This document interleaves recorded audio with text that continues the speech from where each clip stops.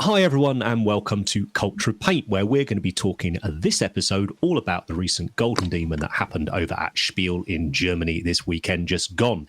Now, Culture of Paint is aimed at a mature audience, so we might use explicit language and discuss adult themes. So let's talk about paint.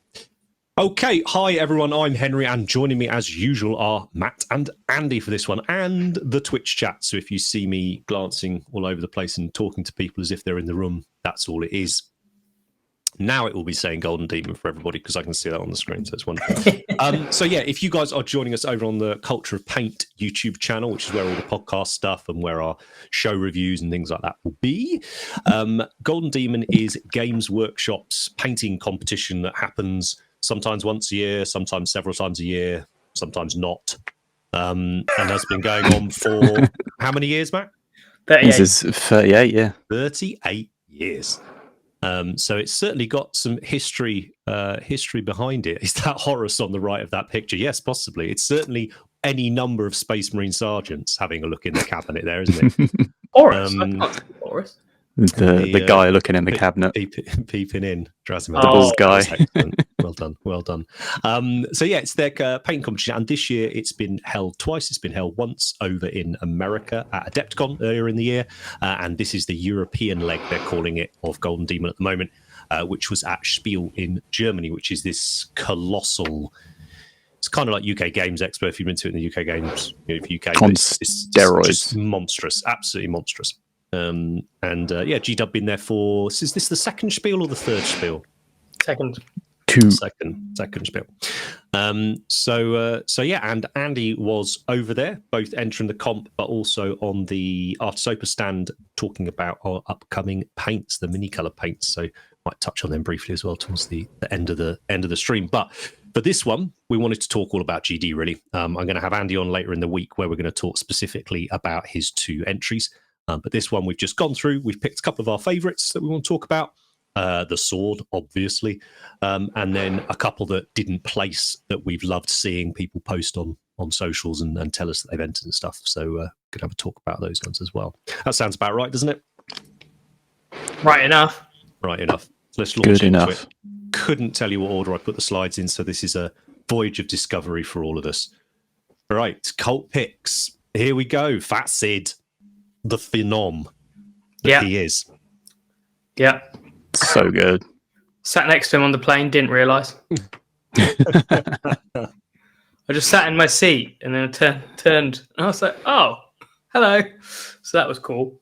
Little chat Did you get a chance to chat to him about this one? Because I know Matthew had entered this previously, hadn't got anything ready, I believe. This is information on his socials, he was saying. Hadn't got anything really ready for this one. So he decided to rework this. So new base and rework the model.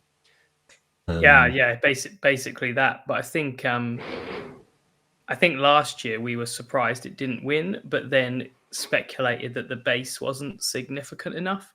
A bit like Rich Gray's as well, really. And maybe you need something physically larger to grab the judge's attention if you've got something subtle like this. But he's super precise and it's unbelievably immaculate in real life. And I think giving it this base, it really helps the piece overall. And I think sometimes it's really hard at the time when you don't win.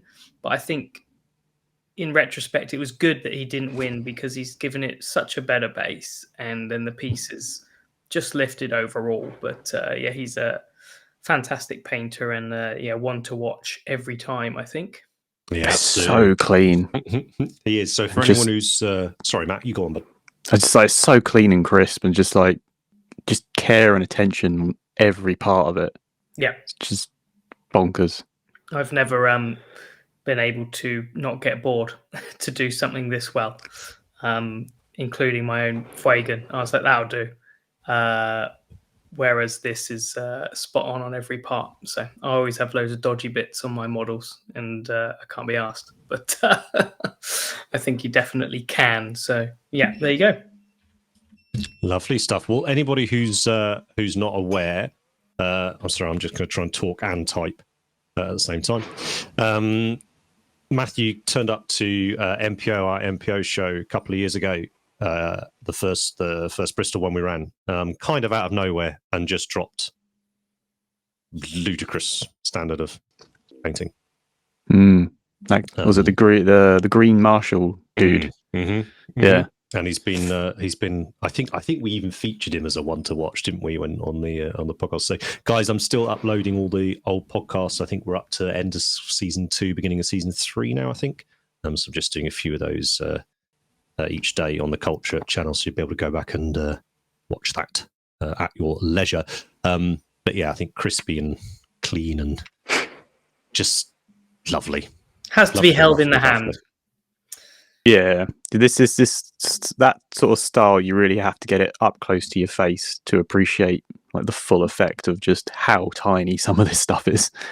Yeah, it's great, and I'm really pleased for him. I think it's well deserved, and yeah, good guy. So really happy. I think my favourite bit is the T7 on the pipe. Love a nice damaged up decal type, also a stencil. Yeah.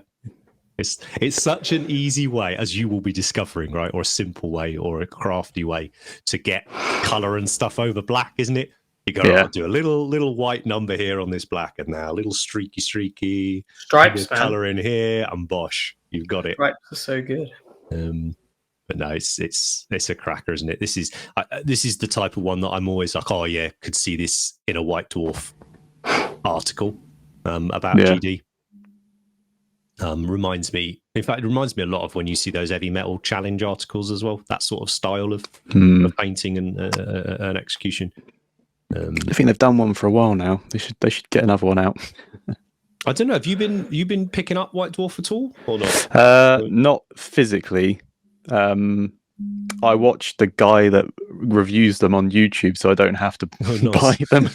So I picked up the last 2, right? So I picked up the Space Marine one because obviously it's Space Marines, and the most recent one, which is to do with scenery, and because obviously it's done in advance, isn't it? And they've the bloke, the editor, Lyle, I think it is, who's just done this phenomenal job with White Dwarf. Like, they were brilliant magazine. Like, it was really enjoyable. There was loads to read. I'd go back to it. I'd enjoy reading it.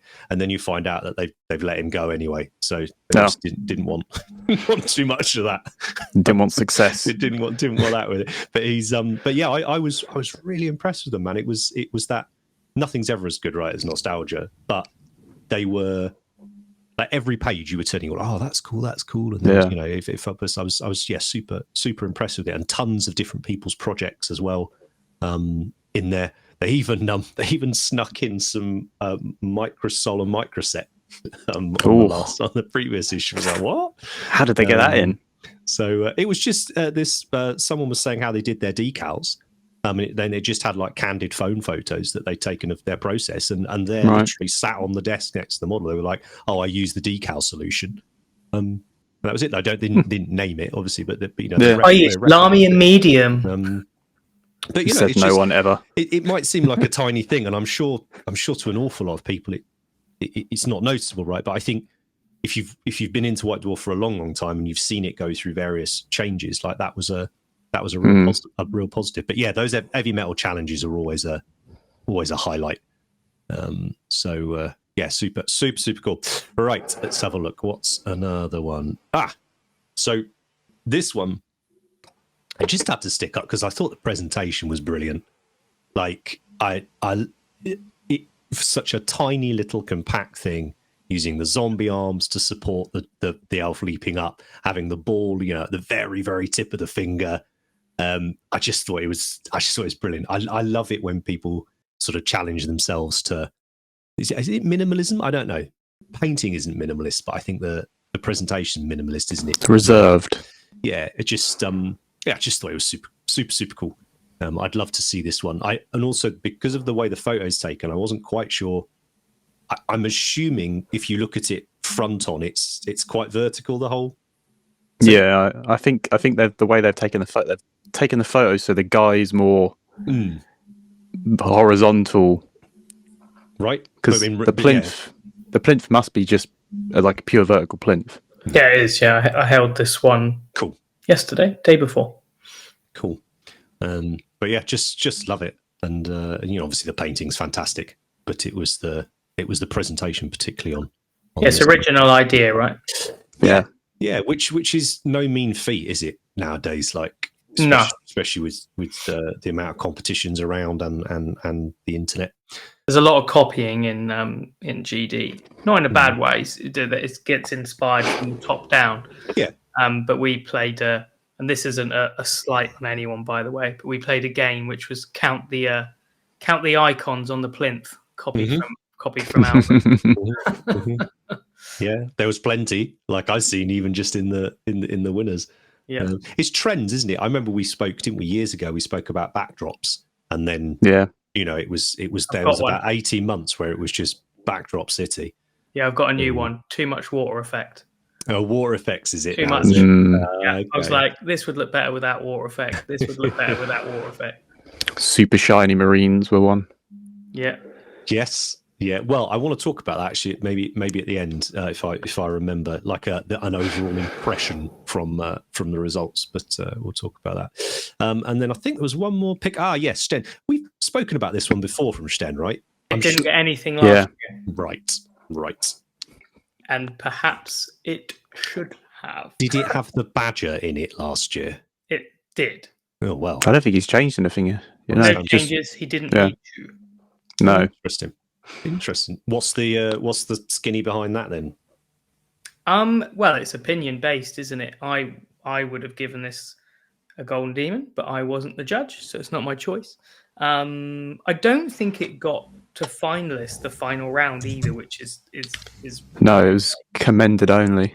Yeah, it didn't do as good as it should, but he did well with it this year. He also had a Farseer, which I would have liked to have seen placed as well, but it didn't. So I'm glad he got this. So yeah, he didn't go empty-handed this year because he's a fantastic painter and deserves it. I particularly like the rock. The super textured rock is very convincing. Yeah, it's beautiful. Would like to own this myself. And nice to see his hobby life partner Martin picking up gold as well, didn't he? Got the golden unit. So yeah, that was one of my favourite moments actually from the weekend. Because he was like, "Oh, this is better than mine. This is better than mine," and I was like, "Shut up." He's too humble. Well, both of them lost out last year, right? So it's like, yeah. But the those losses make the wins feel better. So I know that it would have meant a lot to him getting a gold after nothing last year, and I thought his unit last year was excellent too. So I think that's what a lot of people don't realise, because you see people saying, I saw a comment and it said, "Oh, they should ban people that have won from the next year," and I was like, I don't really get that. But what they don't realise is the people all the time, myself included, have had really big losses where you feel absolutely awful, and you enter all the time because you're kind of rolling the dice a lot of the time, and that's my point, I think. Yeah, nice. More congratulations coming in, Andy from CM Dante, saying they love the stuff. Turbo Waffle Steve, why is this in the open category? Should you read it? Yes, you should read the rules, but no, don't worry. Matt, why is this the open category? I think he just wanted to enter it in this one, or did he have another model in single? Because he already entered it in single. Yeah. Last time, so it's a okay. Because it was a re-entry, he thought it would be fairer in the open. Yeah. That's fair. I mean, there's no rules against this being in open or single, but it was just his personal preference. Yeah, I think if it was the first time entering, he would have done single, but I think he felt like, I'll put it in the open because of that, and he had a 40k single as well, so he had the two entries. Nice. We're saying as well that open, you are not eligible for the sword. Is that still the case? Correct. Yeah. It's not technically a golden demon, open or Youngbloods. It's just two competitions. Trophy as well, isn't it? So, it's plaque. Yeah, Youngbloods and opens run alongside golden demon. They're not actually a part of golden demon. There we go. And if you're wondering why Matt knows all of this and why I defer to him on any of it, Matt is sort of the golden demon savant / oracle. Even though Albert takes that one. Part-timer doesn't turn up to them. Yeah, I'll pop the link down in the description to Matt's phenomenal piece of work that is the compendium website, tracking and documenting and promoting Golden Demon as it should be, and should have been done for a long, long time. So he's done an awesome job there. Did you have FOMO, Matt? Yeah. Good. Yeah, it was actually really bad. Like, genuinely, on that, I think it was the Friday night, I just went, oh, is there actually a flight I could just get? Or how long will it actually take me to drive there? Yeah, I think you should have.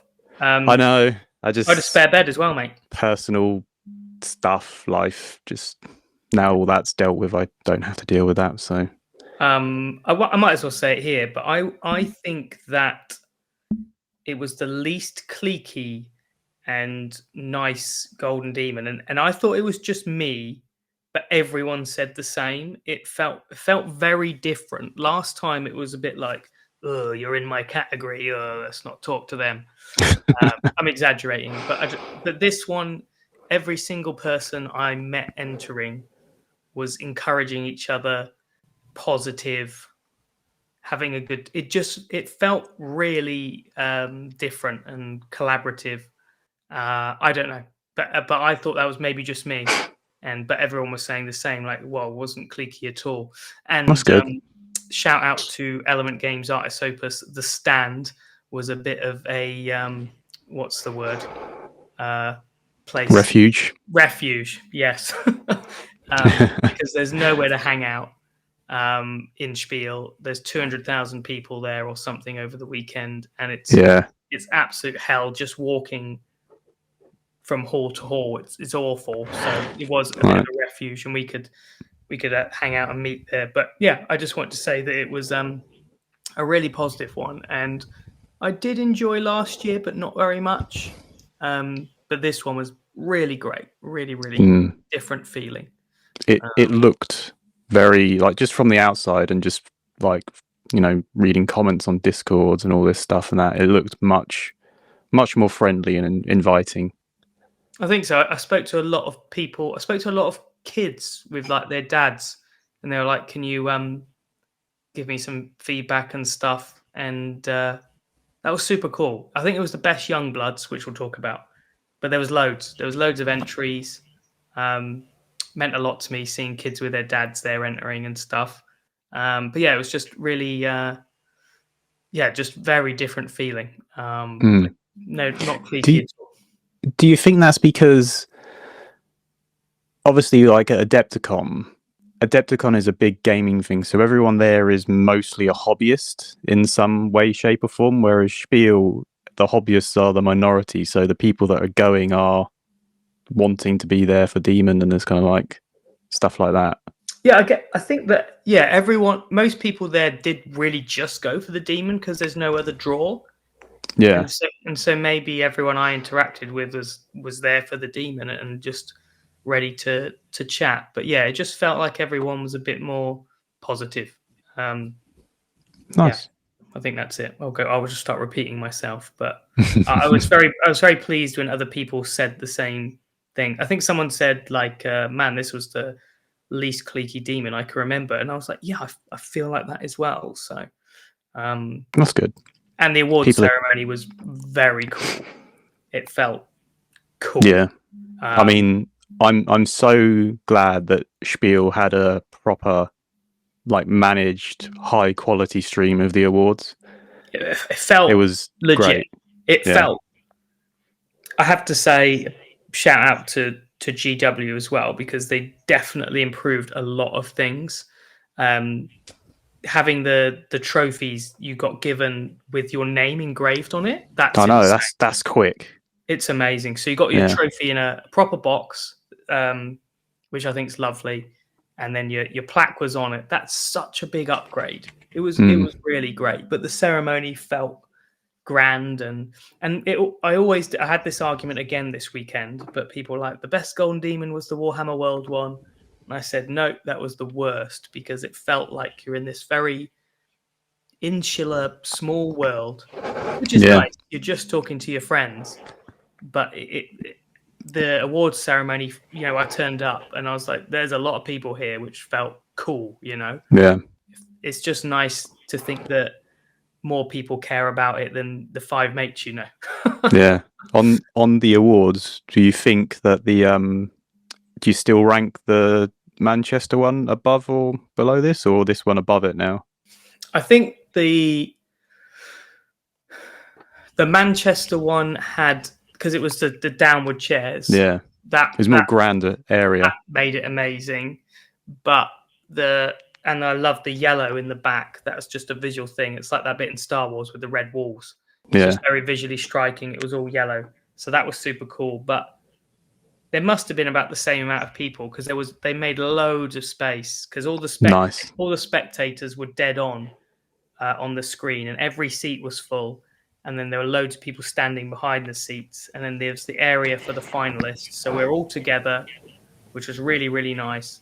But we were off to the side. So my neck was killing, because you're looking way off to the side. But it just felt like a proper thing, you know, not some... Because it does feel lame sometimes.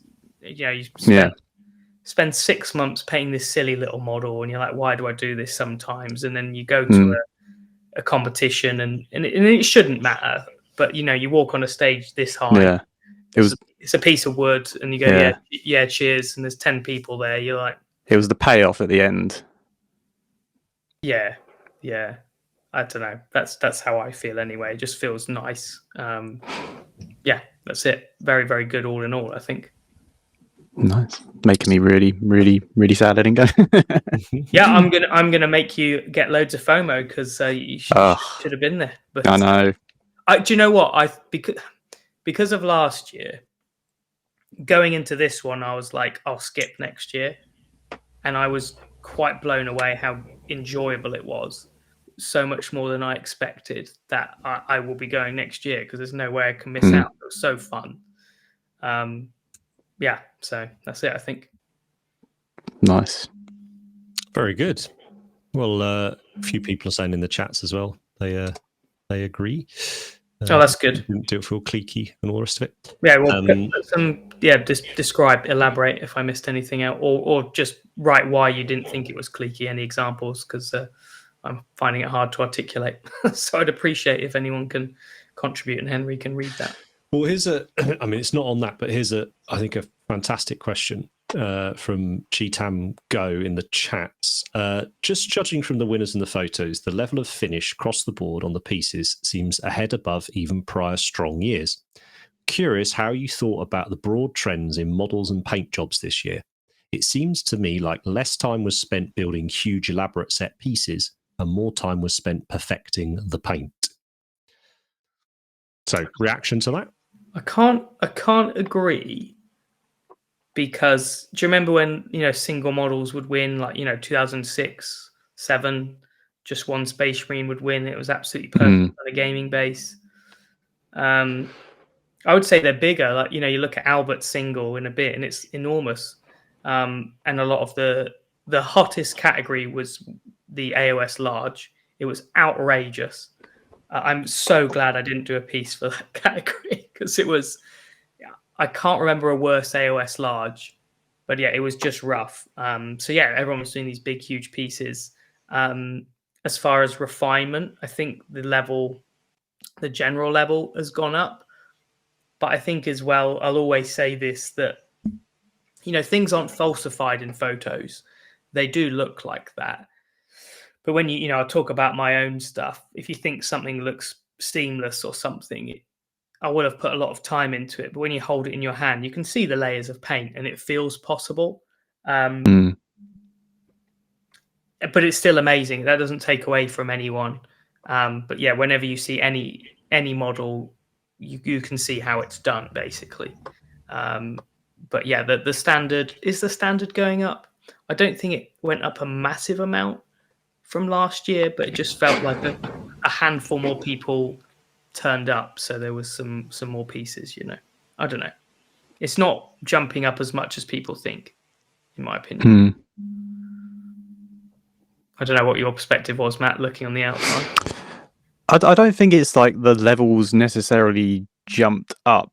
I think the judging sort of choices were vastly different to last year in what they chose to win. If that makes sense. Sort of the they were sort of, I don't know how to say it without sounding horrible.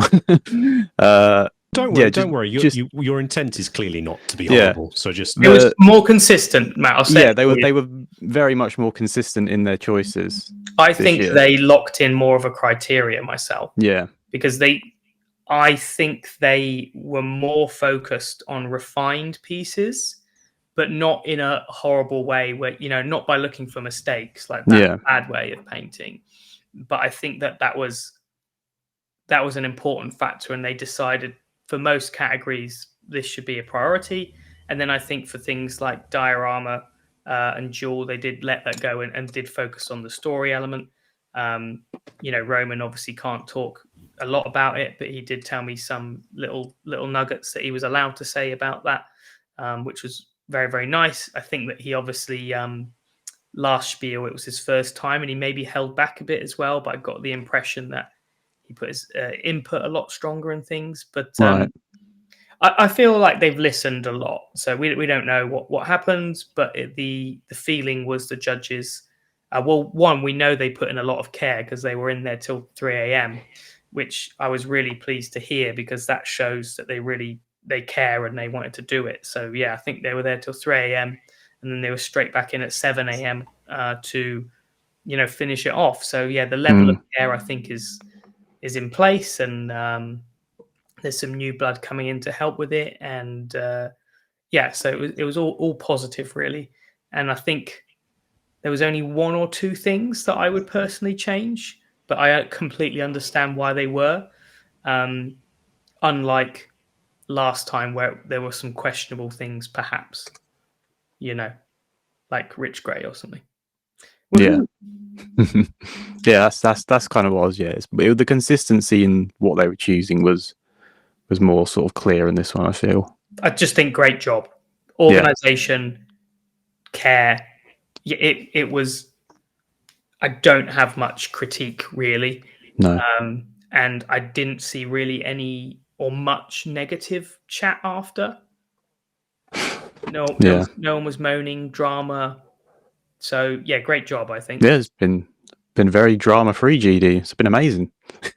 It really has, and I haven't missed it at all. It was just quite joyous. I was still sad for some friends, but there's only 3 spots. Yeah. First past the post. People win. Yeah. So it's my orange man. It is your Fuegan. Yeah. Your orange man indeed. I've just dropped your 2 in here. As I say, we'll do an actual recording of just specifically talking about the 2. Partly because obviously they're cool, and why wouldn't we? But also, given the paint Kickstarters on at the minute, it's nice to talk about them because you've used some of the mini color paints quite heavily on them. But just thought, particularly because we haven't seen Fuegan for like 6 months or whatever. Since you did him, it'd be rather nice to pop him up on screen again. And I hear there was a very nice reaction to Fuegan actually, which must have been lovely. Yeah, he actually my diorama was in the top shelf and the lighting was quite bad, so it didn't look the best. But with Fuegan, it was in a good spot and it looked good.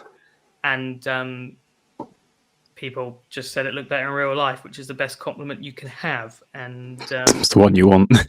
Yeah. And I think that, I see people discussing that colors don't look like it in real life in forums and whatever. But I really, this photo is a bit crazy. But I think that, the red and the orange really is pretty bright. So I was praying for a bronze. I thought that's what I would get. I thought I would probably get bronze or 4th.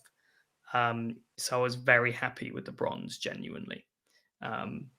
But yeah, that's where I thought I'm getting a bronze or nothing. So I was very relieved and pleased with bronze, because there were at least 4 pieces as good. So I knew it was rolling the dice. Stian did an Eldar figure, so you can compare it. And he had better freehand, a better base. So I think they were interchangeable. And there were some other really good ones too. So yeah, I definitely felt lucky and to get the bronze, but I'm hoping that my sort of bold colours push me through or something like that. Mm. Excellent. Lovely. I think I might have popped your... There we go. Speaking of bold colours. Yeah, it wasn't I love supposed this. to be. Diorama, gold. Congratulations. Woohoo! Very exciting. But That was a relief. I say we will spend a lot of time talking about this on the How dedicated episode. how relieved were you after all of the melting? Yeah, it's people were like, "Oh, you can't be nervous because you've won a golden demon before." And I was like, "Yeah, but I've never tried so hard on entry and had so many things to overcome." So it was such a relief because I really genuinely was like, "Why the hell am I bothering with this? What is the point when I'm stripping the girl for the 4th time and rebuilding the mini?" It's just I did. Yeah, I've never questioned why the hell I do this hobby so much. Yeah. So I've- yeah, it yeah. definitely meant a lot. I mean, it all paid off like massively, and it's an amazing piece. Like, it's very well. It's got such a story in it for being such a small little area. Yeah, smallest diorama, I reckon. I'm going to look through and see if any smaller dioramas have won. But yeah, I think that it was hard because I was pushing myself. So like the owl, I painted 3 times, and I wasn't being stupid because the first 2 times I said, "Oh, they're not good enough," so I stripped it and started again. But I wasn't being silly because it wasn't good enough. Because Yeah. the 3rd one, I was like, "Yeah, that's cool. That looks all right." And it was better. So, and I looked at the footage of when I painted the girl because I did her 4 times, and that was just because of the color. And actually, the first color I did was quite nice. It was like a navy with some sort of lilac-y highlights, but I just don't like blue. But yeah, I did it like blue and then white and then a grey or something, and then I settled on the pink, which was not my intention at all at the beginning of the project. So yeah, the pink was just something I came up with last minute or whatever. And then because I did that, then I did all the pink details on the figure. That wasn't.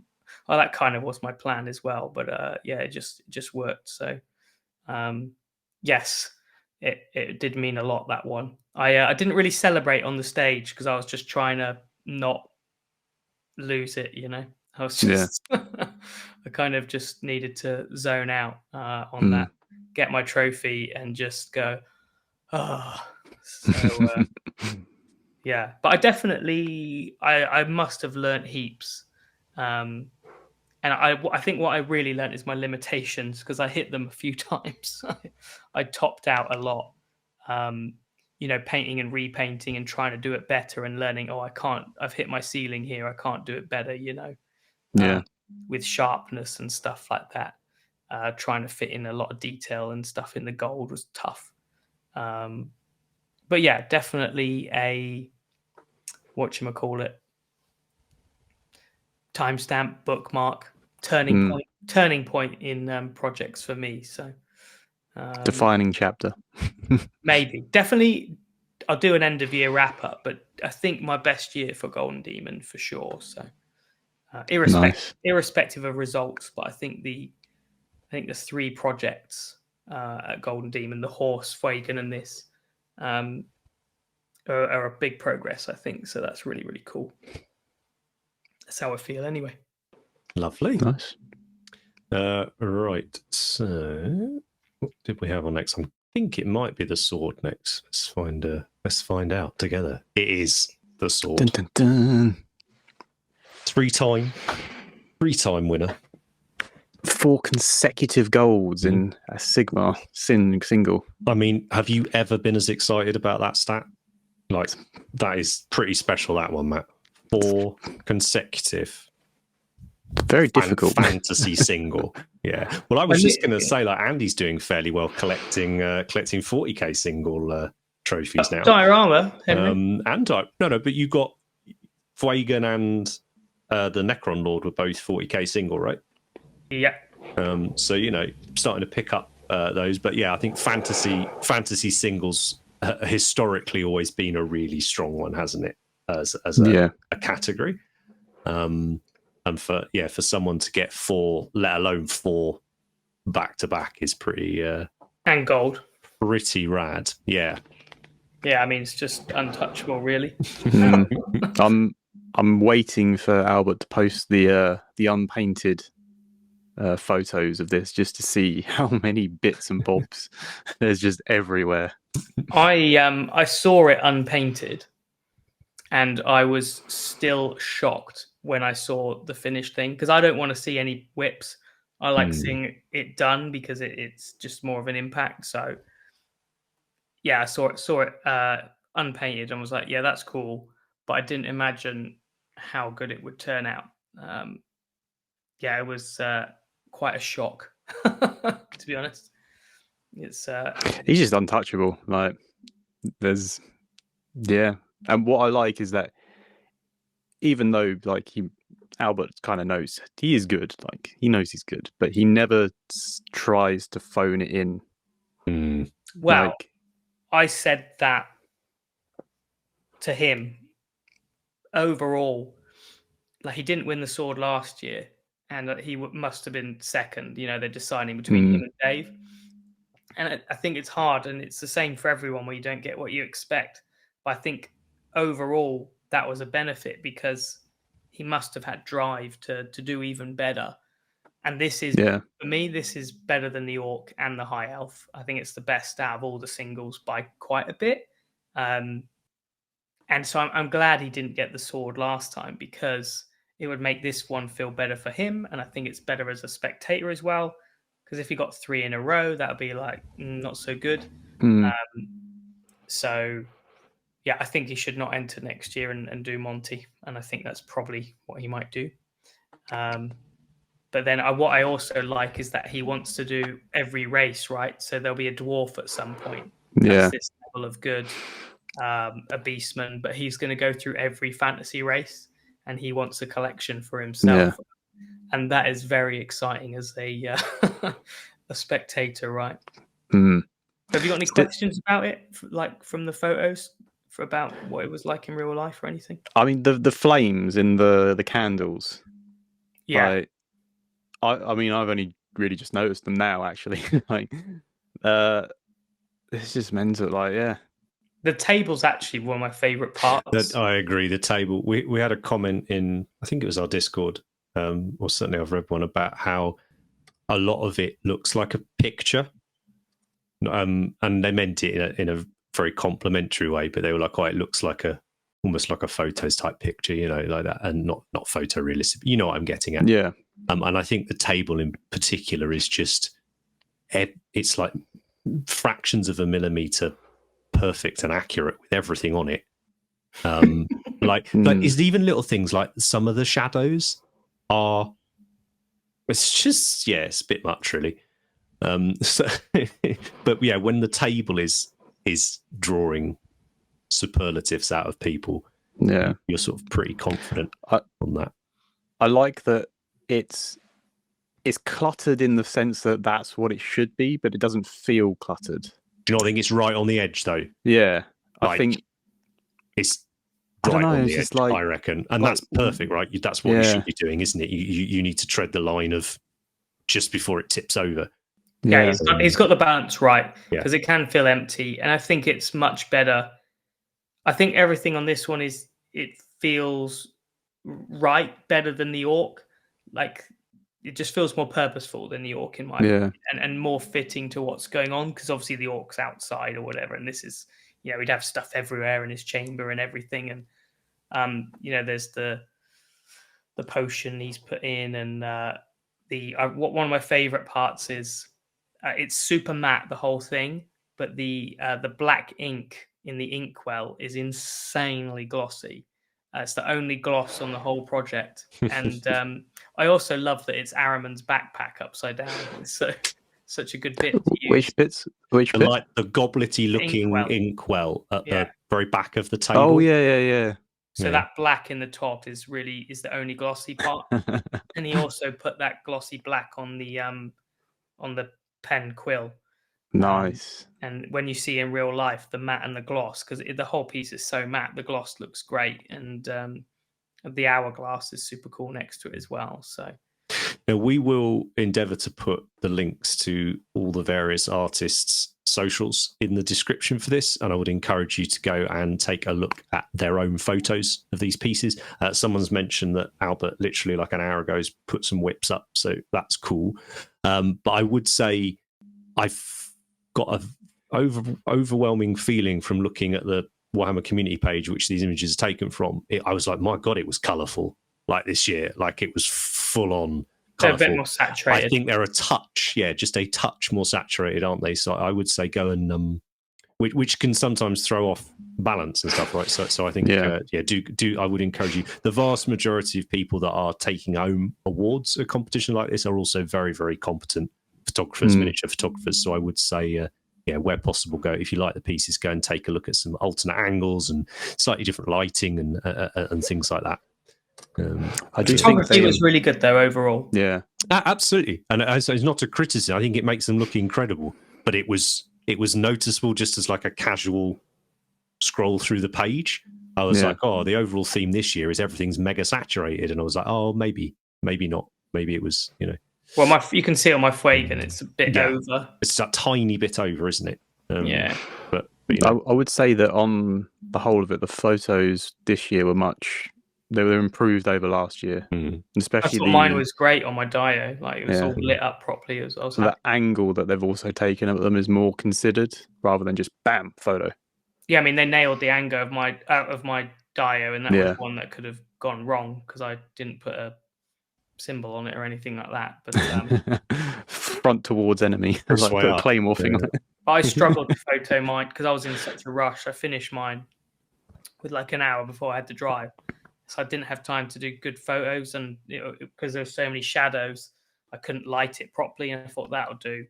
So it's really nice that they did a better photo than I did, which was cool. But yeah, all of these pieces, they're better in the hand for the most part, especially this one. So I've seen a few comments saying that other things should have got the sword. Is there? I mean, this is probably a subject or a topic to pick up another time, but we've said before, like the heavy metal style, or the neater and crisper the style in which someone has painted, it's an order of magnitude better when you see it in the hand. You're able to appreciate it more in the hand, that level of accuracy and minutiae. Do you think there's an element of, and maybe there isn't, but of GW scale, wargaming scale models looking like significantly better in the hand versus busts and larger scale pieces? Yes, absolutely. Because so the thing with the edge highlighting thing and not looking good in photos is conceptually, if you see an area that's painted flat with an edge highlight on, everyone understands that. They go, well, that's easy. I can do that. I can do a line on the top. But what they don't understand is maybe how insanely thin the lines are. And that's like fat SIDS. Like they're super crisp, super sharp. Same with some of the heavy metal guys like Aiden Daly, like so sharp, the lines. But also sometimes areas can look blank, with no rendering or no lighting or something like that. But actually, when you see it in the hand, it's such a small space that it's not necessary. And you're absolutely right that Warhammer figures need to be looked at in the hand even more, because if this wizard was 75 mil, you'd be looking at it the same size on your phone, right? And it will look better, but you can't appreciate how tiny stuff are. And it's after the show, it was really nice to give people my diorama to hold in the hand, and them just say, it's better and stuff.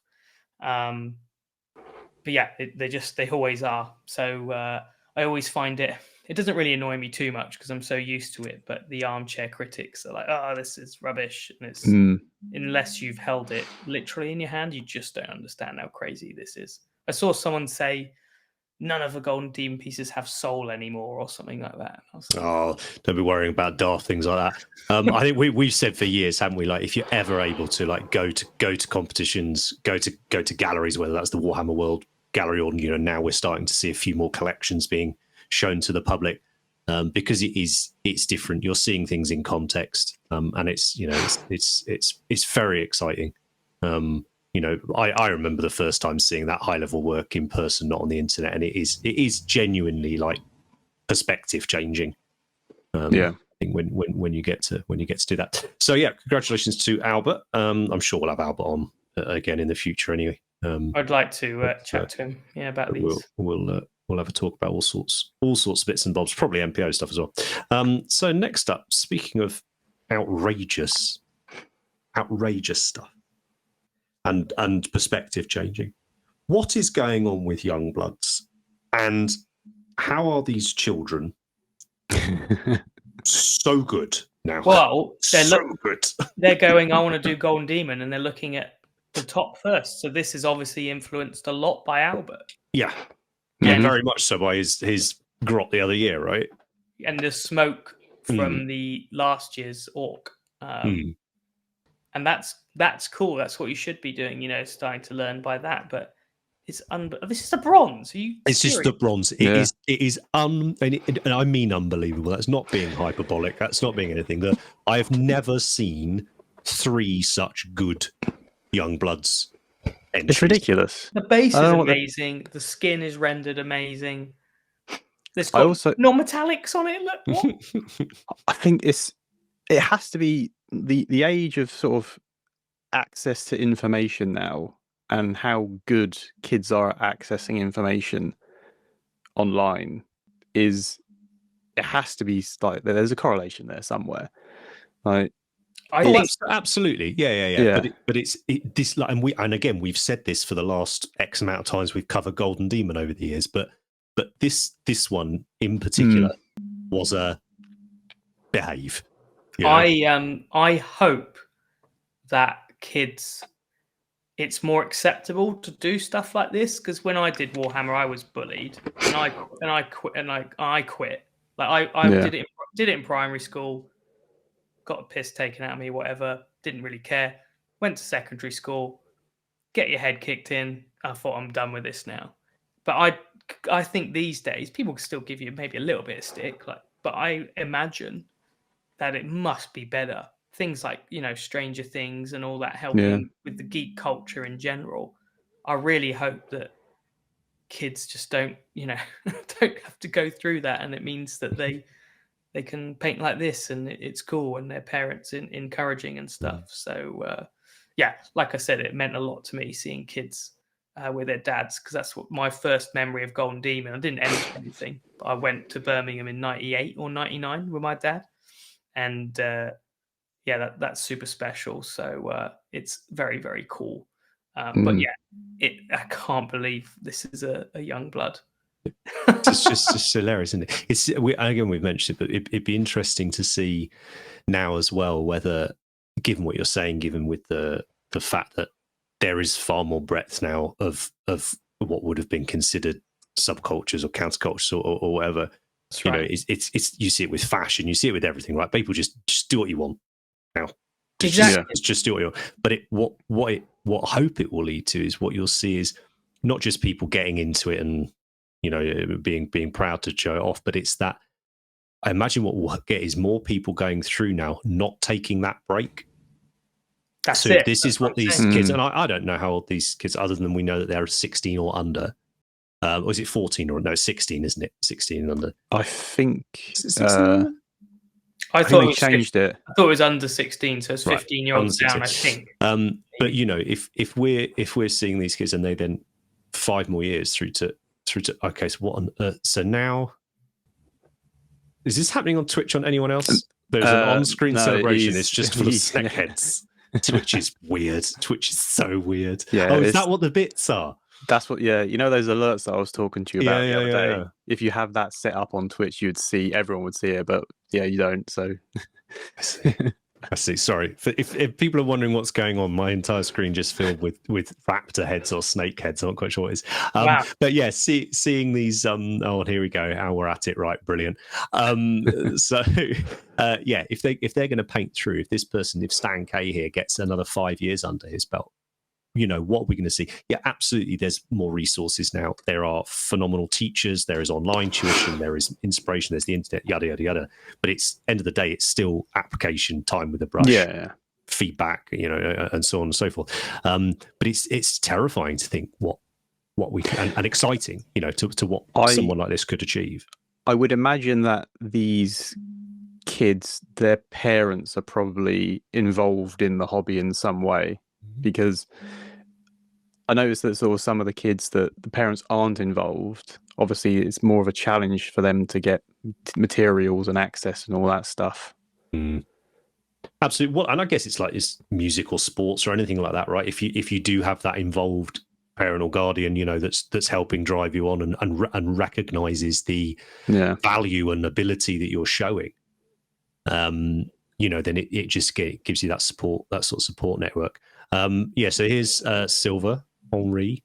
They're doing non-metallics again. Sort of, I think again Albert influenced here. Do you think it's fair to say? We might as well start picking who's the influence. But I think Albert. Don't know, but I feel the rock. I feel that red rock feels very, very. That. Yeah. So this is it's just all really, really well executed non-metallics. It's very annoying. Yeah, it's really annoying. They're all taller than me as well. Super annoying. I can't get over how good these are. These young low ones. Thanks, Jonas. That's really, really kind of you to say so. The base is awesome. Did we all see Jonas's entry for SMC? Yes, he's been at it for that long too, and now he's reached the gold level at 19. Can under 16s enter the main comp? That's a good question. I believe so. Yeah, there's nothing against it. Spain a long time ago. Iago won the sword. Oh yeah, of course. Yeah, of course. As an under 16.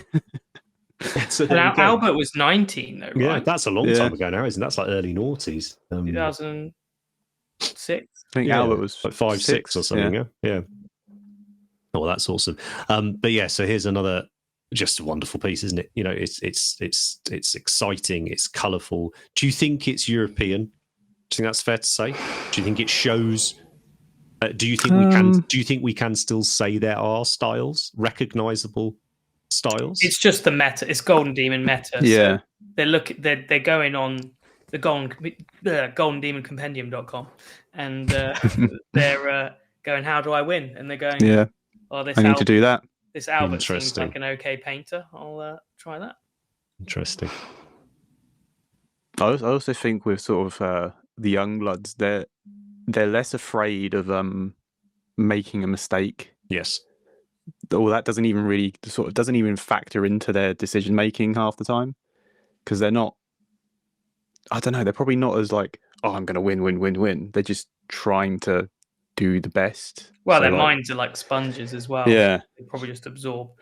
Yeah, Drazimo mentioned exactly that in the chat a little bit earlier, Matt. The sort of that the fear of failure, and that just isn't there. And I think that's true, isn't it? You see it with you see it a lot with things like BMX and skateboarding as well, and all of that. It's definitely a boon for them. And then gold is this lovely piece. I love the base on this.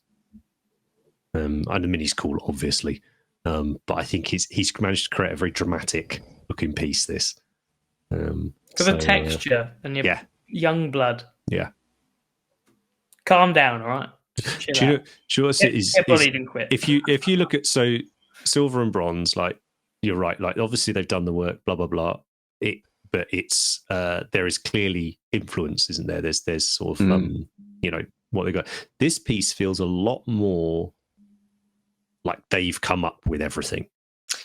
I see influences from absolutely, and I'm not saying the previous guys haven't created what they've created, but the other two I felt were obvious in the sense that the fur on this one feels he said that's a different influence. It's that style of realizing and painting the fur cowl. I don't know what it's called. The shawl around there is a different style and is a very deliberate style, isn't it? It's volumetric as well. It's not like exactly. Thank you. Line. The non-metallic is absolutely bonkers. And I just feel that the fact that this person at this age is thinking like that, is able to think like that. You know, this isn't, to the best of my knowledge, this isn't a reproduction of something else. It's just incredibly talented. It's I need to just chill a bit. Like, I need to get better at my painting. So you calm it down a bit. Calm it down, yeah. It's just wanting it, though, isn't it? Because these kids are obviously going, all right, these are the good minis, and they're going, all right, so I've got to do non-metallics, and I've got to learn how to do that. I've got to learn how to do, and they're just doing it. Probably rather than moaning, going, oh, I think they should ban winners next year. They're going, all right, cool, better get good. So, fair play to them. They did get good. They got really, really good. And I'm just excited to see what these three people managed to do next time. So that brings us on to a couple of models we wanted to just mention that didn't take home. So Golden Demon is a gold, silver, bronze style competition. So regardless of how many entries there are in a category, as long as there's at least 3, then you will get a gold, silver, and a bronze award. Am I right? It can be only 3. Yeah, there can only be 3. And consequently, what that means is painting, as you know, is with many different art forms, or all different art forms, I suppose, but also in competition, there is a large element of subjectivity to the judging. And as Andy touched on earlier, you can often have pieces that are of an identical level, for want of a better term, but simply one is chosen over the other. You know, whether that is via an objective metric to separate the two, or whether it simply comes down to the judging team and their preferences. You know, I'm not saying from the very start, but when you get to that point where you're trying to separate two, you know, I think it is inevitable. There will be an element, and it means that you get phenomenal pieces just get no award. And I think that's something that's put a lot of people off competitions that judge in this way, and it's stuff we spoke about before on different episodes. Well, go on, please. It's the nice that they've now had effectively a sort of an open system running alongside 1, 2, 3 as well, with the pins being sort of redesigned in their finalist commended notable. So it gives more people something to achieve, something to aim for as like a stepping stone, which is cool. And finalist really means a lot now. Yeah, like genuinely. Well, they put them up, don't they, on the screen? Did they do that again this year? Yeah. They'll all the names on the screen, everyone went up, but also there'll probably be the community article. I hope so. All the finalists, I really, really hope they post that. It just, if you're a finalist, like, they're not giving that out. If you're a finalist, you're really close, and so it's painful. I think maybe if you've won a bunch of times and you get finalisted, it doesn't feel as good. But maybe when you're going through the ranks, you know, if you go your first time, nothing, then you get notable, commended. I think some people got finalists for the first time and felt really awesome. It's awesome, mate. They should do. I think it's as Matt said, I think it's an absolutely brilliant addition they have made, and I'm glad they're continuing it. I think that's the other thing. I think a fair comment on GD is they've tried many, many things, even in the sort of 4 or 5 years we've been covering it as an event.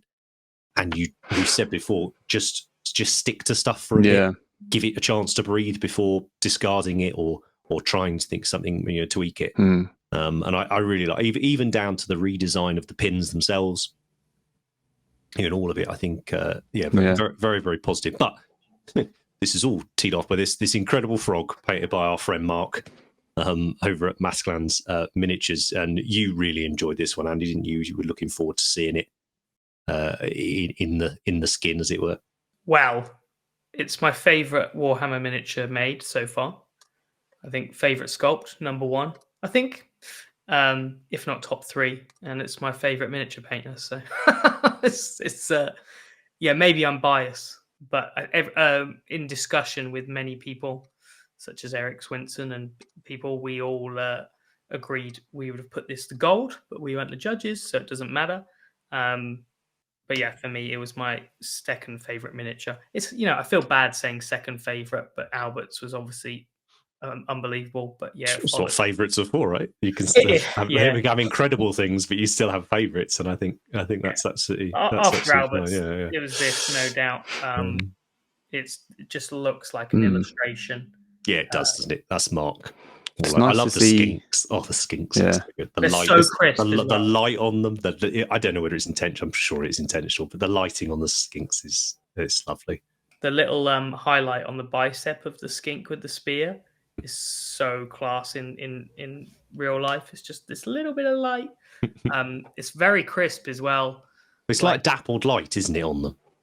Or not? Do you not think? This is my interpretation of it anyway. When I look at the base, I feel like it's that dappled light, like you're looking on. The beams are coming down through the canopy, the desaturated blue is so classy. Why I like Mark is his use of color, and it's not going, he's got pink and blue on the feet. It's the type of blue, the type of pink. That muted, the right level of saturation is super classy, and that's why I like his more than others and more than my own stuff. It's always been his colors, and I've always been influenced by his use of color. And I've tried painting this model, and I failed so miserably. So I really, really appreciate it.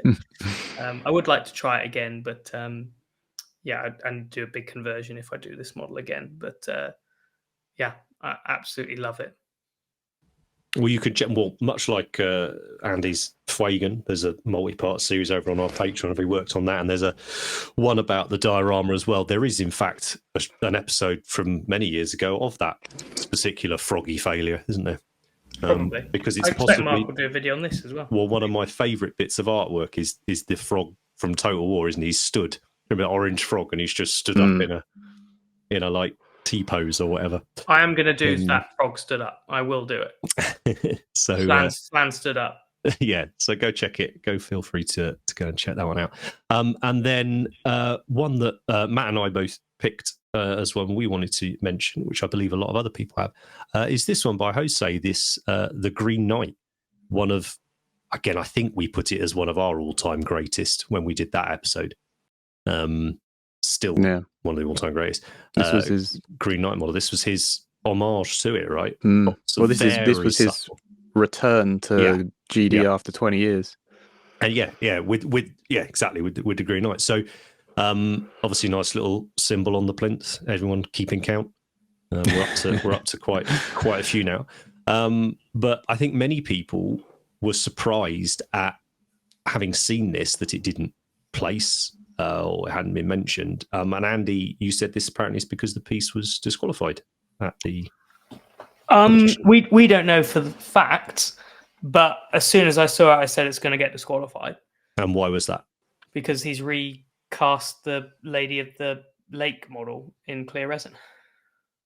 So we first saw that type of usage a couple of years back, right? When Alex. Yeah, Alex did the inverted Kado Ezekar model, which again you can see on an episode of ours. And G-Dub at the time they basically didn't like that. That's what had been done, right? Even though it was not for any form of resale, it was purely private use. They didn't like the fact that the models had been replicated and altered. Yeah. So, and that's why you guys believe this one was done, which is I know it is what it is, isn't it? You know their rules. Yeah. I can understand from the business mind why you would do that. I just, from my own mind, it's not commercial. He's not selling it. It's just a bit of a shame, but I didn't overly want us to get bogged down in that particular thing. I just wanted to bring it up because I know. Well, we've seen a lot of people asking about it basically, and we have a good idea that is what has happened. That's my guess. I said it as soon as I saw it, so that's my guess. I'll stand by that. Mm-hmm. If this was my friend, I would say don't do it. Don't enter them. Like, you're gonna get disqualified. You're playing with fire or whatever.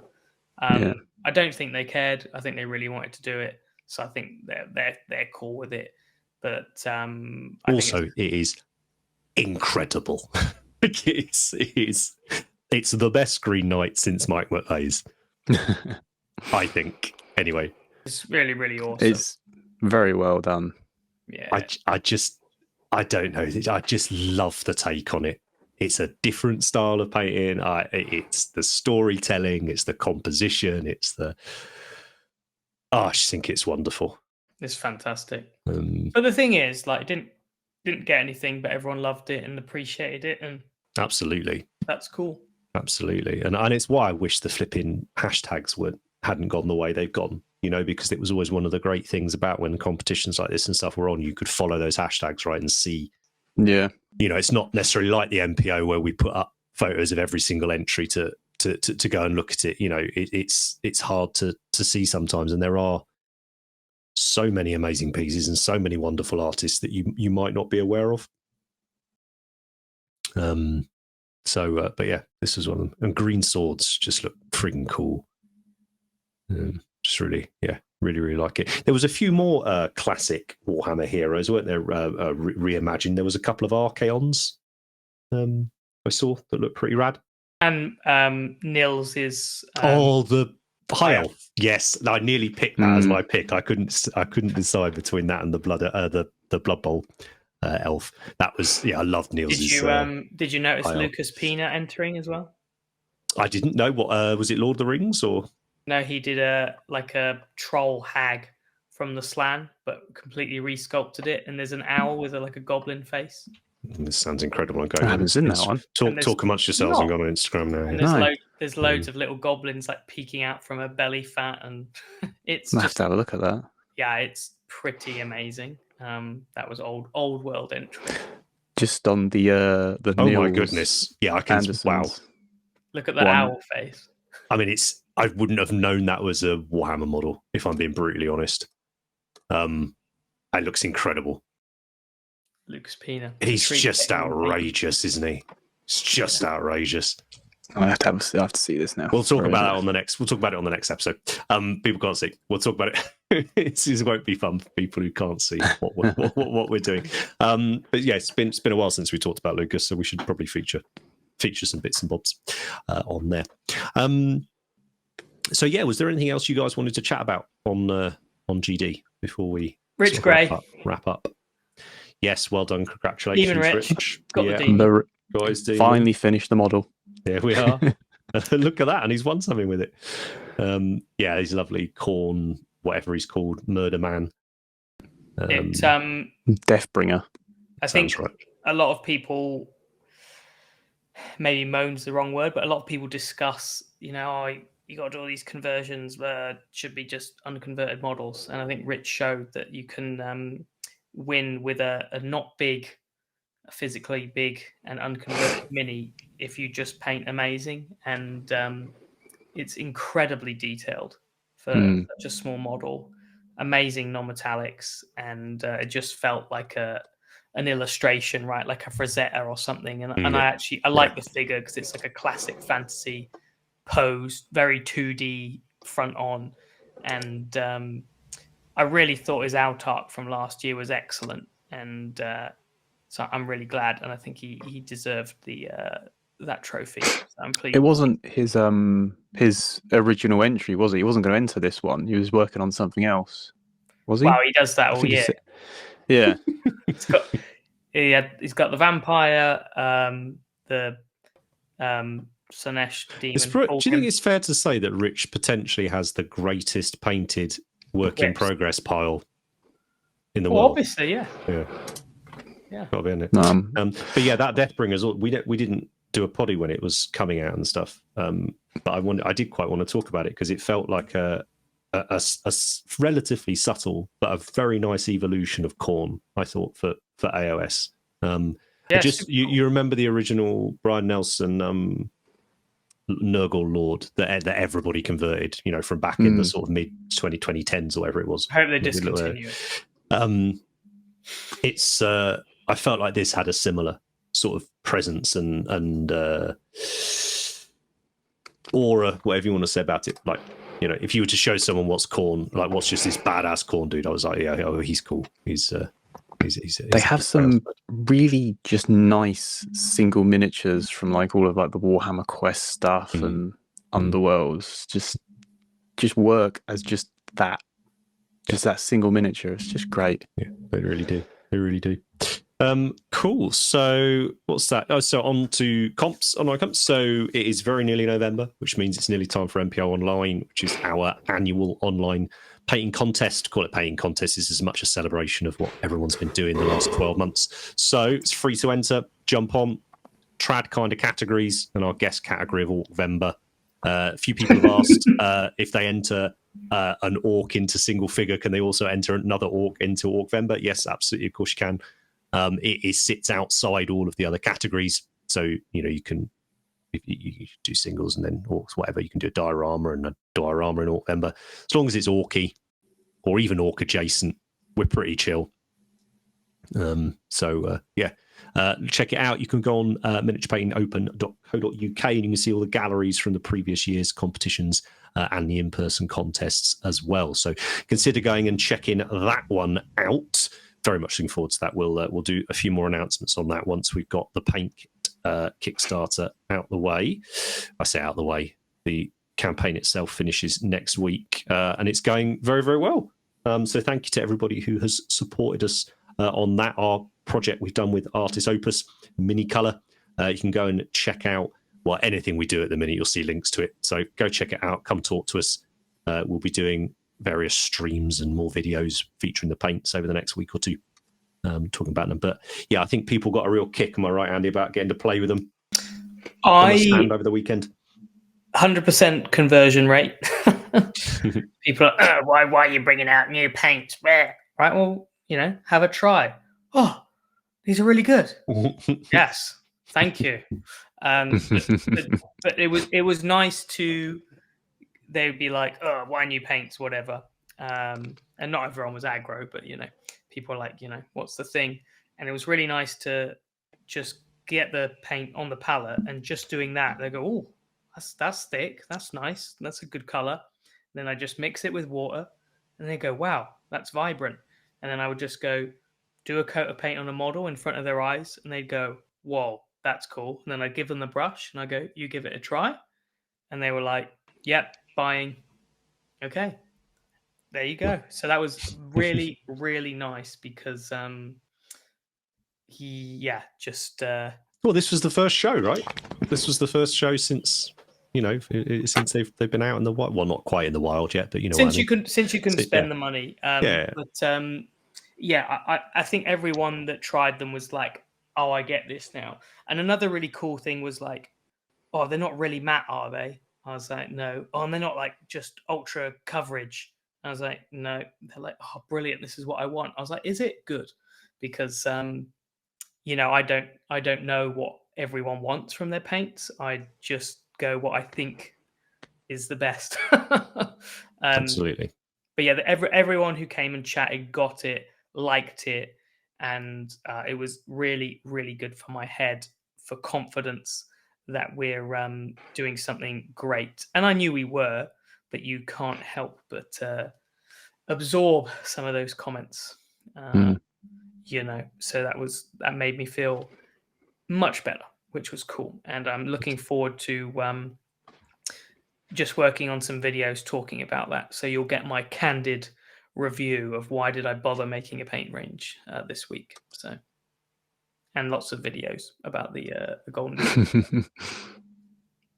Good stuff. So yeah, if you'd like to talk to any of us, Andy, myself, and Byron will be around over the next 2 weeks on all sorts of socials and things. So keep an eye out. We're not here in secret. we're we're very much contactable. So if you've got questions to do with it, please ask, and we might even be able to answer, including all you pigment nerds that want to know about things like that. We'll try and cover as many bases as possible with regards to info about it. Sorry, I'm getting distracted. I'm looking through the gallery again on Warcom. It's really good. Like, this was a very good Golden Demon as a fan and an observer and all the rest of it. It looks, I think, all the podiums look fantastic. It filled me with joy and hope. No, it made it feel worth it because I had a really crap time building up to it, and obviously mostly because the things went wrong, and it won't happen every time on an entry. But anyway, it was like, no, this is cool. This is such a nice thing to do. So cannot wait for the next one now. Good stuff. Right, so guys, if there's no more questions or anything from the Twitch chat, I think we will wrap it up. I haven't popped any paint cultists in this episode because I just wanted to keep this one quite tight on GD, and also because, as I say, Andy and I will be back later this week, and Matt if he's around, but certainly Andy and I will be back chatting specifically about Andy's entries and a little bit more to do with the paint. If you'd like to get in touch with us, we're in all the usual places: social media, I know, YouTube, Patreon, Instagram, Discord, all sorts of things. We're not hard to get hold of. So if there's anything you'd like us to cover on the show, please let us know. I'm really glad we're back on and streaming regularly now. This will be the sort of format going forwards. You'll be getting a show each week. If you'd like to watch us live, then you can go over to Twitch and sub to the channel. Then you'll be able to see everything live and interact with us and ask questions, this, that, and the other. And then an edited version of the podcast will be put up on the Culture of Paint YouTube. We'll also be doing ones exclusively for Patreons as well. So, anything else you wanted to touch on, chaps, or should we go? No, there'll be lots of videos coming from me. So today you should get a video on how I built my Golden Demon project, and then you will get one how to paint a high elf, which is how I painted the miniature on the diorama. So yeah, basically I'm just catching up on all the content. So you'll be getting tons of content from us and info on the range. So yeah, looking forward to just pumping out a bunch of stuff for you guys to watch, really. Good stuff. And Matt, go get that spreadsheet fired up. I want all the stats. I've gone up the rankings, and I'm at. Have you? Yeah. Ooh. Yeah. Check it out. I think the one stat that I like on this is Niels is the first Norwegian to win a demon. Wow, really? No. Yeah, that we can figure out. Wow. Really? Yeah. Oh, well done. It was all the Swedes that win. It's Sweden and the Danes, isn't it? Yeah. Sweden did second best. Is that correct? As a nation? Is UK followed by Sweden? UK we'll followed get Matt by on for a specific little stats thing. Sweden and France when we got it all tied. But UK number one. UK number one. USA got on the Europe board. Yeah. Yes, they did. Yeah. Twin Dog Millionaire. Yeah. UK still topping the charts, even though they tried to kicked ourselves out. Yes. Yeah. Well, someone asked, have we got any idea when GD UK is coming back? No idea. Who knows? Keep crossing your fingers and hope for the best. Magic 8 ball out and ask it. I'm sure everything comes back around. I'm sure we'll see a GD UK again in the future. But in the meantime, if you can't get to it, but you are able to get to any of the Golden Demons or indeed any decent painting competitions that are happening around you, please do go and support them. And we say it'll change everything seeing these pieces in the flesh versus online. It's nothing but motivating. So yeah, go and check it out and and tell us about it if you do for the first time.